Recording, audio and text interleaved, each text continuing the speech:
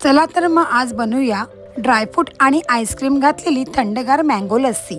तर मँगो लस्सी बनवण्यासाठी मी इथे एक आंबा घेतला आहे। हा आंबा मी 4 ते 5 तास पाण्यात भिजत घातला होता।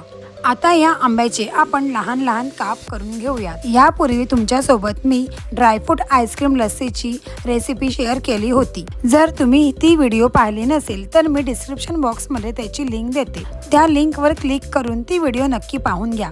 त्याचबरोबर मी मँगोच्या वेगवेगळ्या रेसिपीसुद्धा तुमच्याबरोबर शेअर केल्या होत्या। त्या रेसिपीच्या व्हिडिओची लिंकसुद्धा मी डिस्क्रिप्शन बॉक्समध्ये दिली आहे।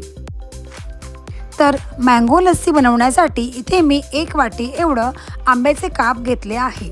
त्याचबरोबर 1 वाटी घरी बनवलेला जाड दही घेतला आहे। दही हा फ्रेश बनवला असल्या कारणाने जास्त आंबट नाही आहे, म्हणून मी इथे अर्धी वाटी एवढी साखर घेतली आहे।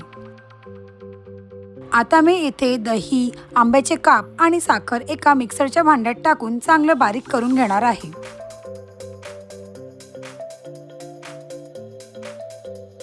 इथे तुम्ही यामध्ये बर्फाचे तुकडे सुद्धा टाकू शकता, पण मी घेतलेला दही ऑलरेडी थंड असल्या कारणाने यामध्ये बर्फ टाकत नाहीये। शिवाय मला लस्सी जाड ठेवायची आहे, म्हणून यात मी बर्फ स्किप केला आहे।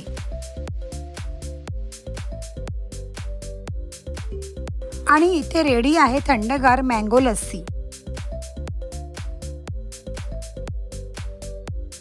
आता मी इथे 1 स्कूप एवढी आईस्क्रीम आणि भरपूर सारे ड्रायफ्रुट्स घेतले आहेत।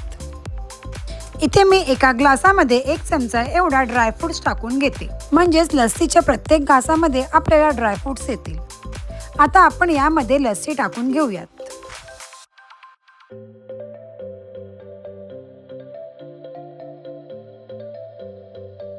पुन्हा मी 1 चमचा भरून एवढे ड्रायफ्रुट्स टाकून घेते। आता मी यावर 1 मोठा चमचा भरून व्हॅनिला आईस्क्रीम टाकून घेते।